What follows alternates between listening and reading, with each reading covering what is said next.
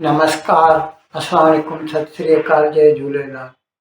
मैं हूं जी प्रेम मटलानी और आप देख रहे हैं हालात हाजरा का प्रोग्राम। हकीकत ये है, इब्तदा में आपसे दरख्वास्त है, चैनल ज़रूर सब्सक्राइब करें। दोस्तों, भारत का जो वजीर रेल है वो आईटी मिनिस्टर भी है, अश्विनी वैष्णव। आपने देखा होगा, मैंने उसके बारे में कई प्रोग्राम किए हैं। कल वो रेलवे खाते की, रेलवे डिपार्टमेंट की जो कारकर्दगी है उस पर लोकसभा में, जो भारत का लोअर हाउस ऑफ पार्लियामेंट है, उसमें बात कर रहा था। और उसने बताया कि आजकल भारत में हर साल 1400 रेलगाड़ियां बनाई जा रही हैं। और उसने उसको समझाने के लिए यहाँ तक बताया कि अमेरिका और पूरा यूरोप सब मिलकर जितनी रेलगाड़ियां बनाते हैं ना, हम उनसे भी ज़्यादा बनाते हैं। और ये रेलगाड़ियां हम जो बनाते हैं, ये सिर्फ हम अपने इस्तेमाल में नहीं लाते, हम उनको एक्सपोर्ट भी करते हैं। उसका जो सामान है वो भी एक्सपोर्ट करते हैं।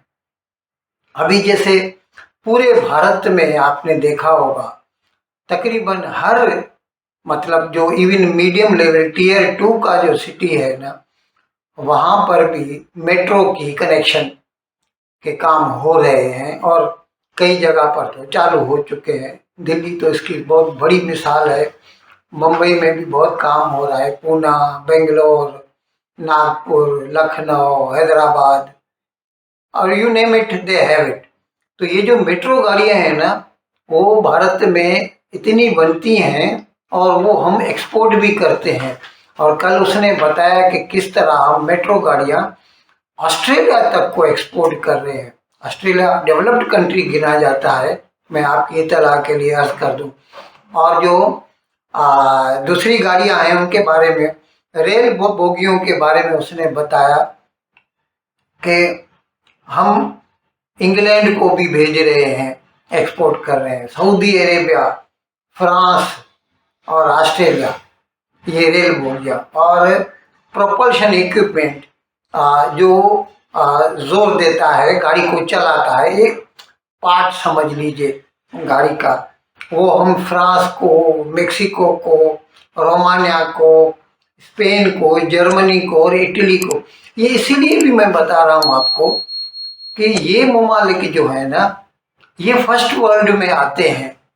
यानी जो डेवलप्ड वर्ल्ड है दुनिया की, अगर वो चीज़, वो लोग हमसे कोई चीज़ खरीदते हैं तो ये एक किस्म का सर्टिफिकेट होता है कि भारत का बना हुआ माल जो है ना, वो आला दर्जे का है, बदर्जा उत्तम है। इसीलिए, क्योंकि वो कभी भी क्वालिटी पे कंप्रोमाइज नहीं करेंगे। तो हाँ, मैं अर्ज कर रहा था कि जैसे रेल डिब्बे हैं, इन मुल्कों को भेज रहे हैं, मुसाफिर डिब्बे हैं, वो हम मोज़म्बिक, बांग्लादेश, श्रीलंका, उनको भेज रहे हैं। उसने बताया कि अभी ये मैंने एक प्रोग्राम के 2-4 प्रोग्राम किए थे, भारत में 3-4 साल से एक नई गाड़ी इंट्रोड्यूस हुई है जिसका नाम है वंदे भारत। और आज तक के तो वंदे भारत के जो भी सर्विसेज शुरू किए गए हैं, वो सभी चेयर कार हैं वो, यानी उसमें बैठ के ही जाना पड़ता है। सारी ऐसी गाड़ियाँ होती हैं और ये मीडियम स्पीड की गाड़ियाँ होती हैं। अभी देखिए, ये जो हाई स्पीड ट्रेन है, जिसे बुलेट ट्रेन कहते हैं जापान वाले या चीन वाले, उसकी ऑन एन एवरेज 300 किलोमीटर फी घंटा रफ्तार, 300 से लेके 450 तक रहती है। अब ये जो हिंदुस्तान ने ये जो वंदे भारत बनाई है ना, इसकी स्पीड होती है 160 किलोमीटर पर आवर। ये अलग बात है कि उस स्पीड पे चलाते नहीं, इनको चलाते हैं 130 किलोमीटर पर आवर की स्पीड से। और ये हम बहुत सारी गाड़ियां इंट्रोड्यूस कर चुके हैं और अभी हम वंदे भारत का जो स्लीपर वर्जन है उसको भी इंट्रोड्यूस करने जा रहे हैं। और उसके बारे में अश्विनी वैष्णव ने बताया कि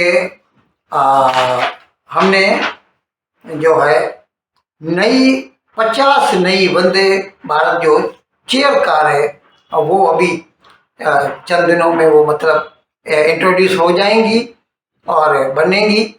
और उसके अलावा वंदे भारत का जो स्लीपर वर्जन है उसकी 260 नई गाड़ियां बनाई जाएंगी।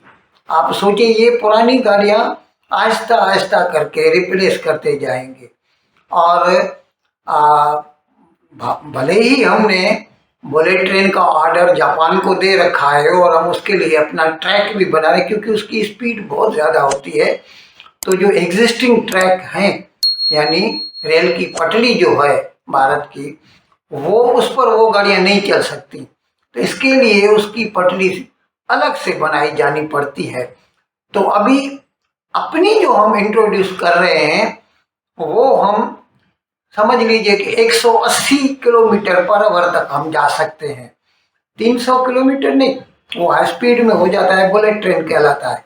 लेकिन इससे भी क्या है, एक तो ये हमारी अपनी बनी हुई होगी तो पैसा बाहर नहीं जाएगा।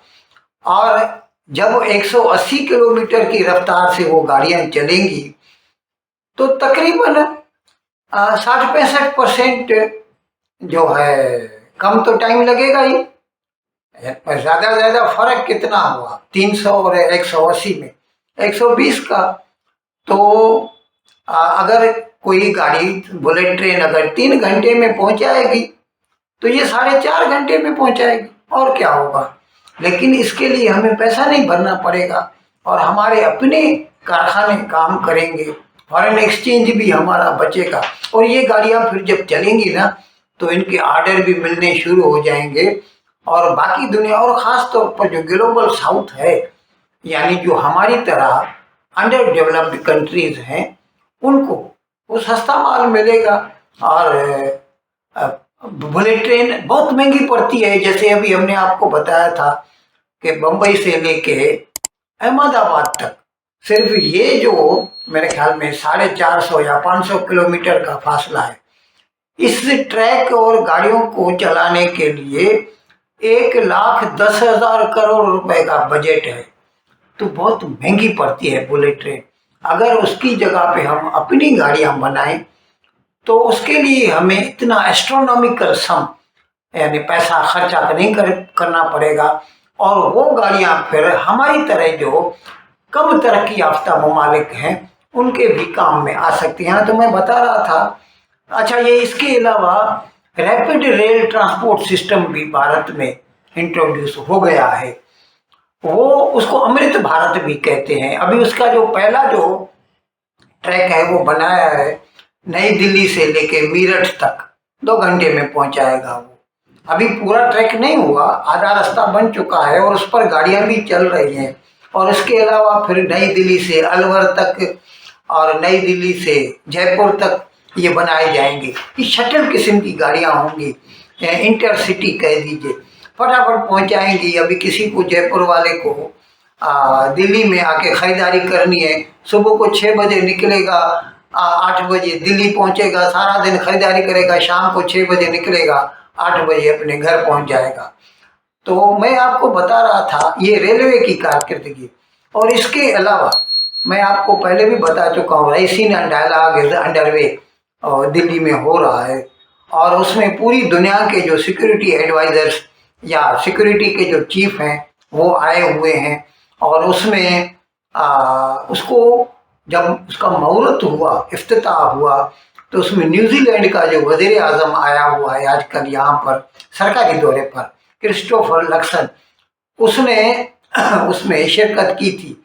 हकीकत में वो ख़ास तौर पर इसलिए आया है कि वो भारत सरकार के साथ फ्री ट्रेड एग्रीमेंट पर बातचीत करे।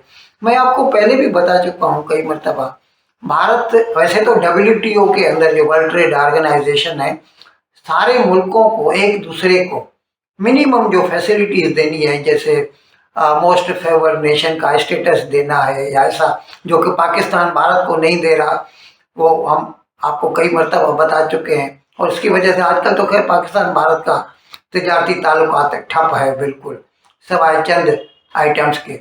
तो मैं बता रहा था कि वैसे तो WTO में एक दूसरे को फैसिलिटीज़ देनी है, लेकिन इसके अलावा भी जो है पिछले चंद सालों से आपस में दो तरफा यानी बायलेटरल एग्रीमेंट्स भी करते हैं कई ममालिक। अब जिसके लिए जैसे मैंने आपको बताया, भारत ने ऑस्ट्रेलिया के साथ किया है FTA, हमारा बिजनेस एक साल का $100 बिलियन बन गया है। UAE के साथ किया है, मुत्तहदा अरब, हमारा दुबई, अबू धाबी वगैरह, वो हमारा $100 बिलियन का। तो इस तरह से क्या होता है, जब एक दूसरे को हम फ्री ट्रेड एग्रीमेंट करते हैं तो लिटरली वो ड्यूटी फ्री हो जाता है।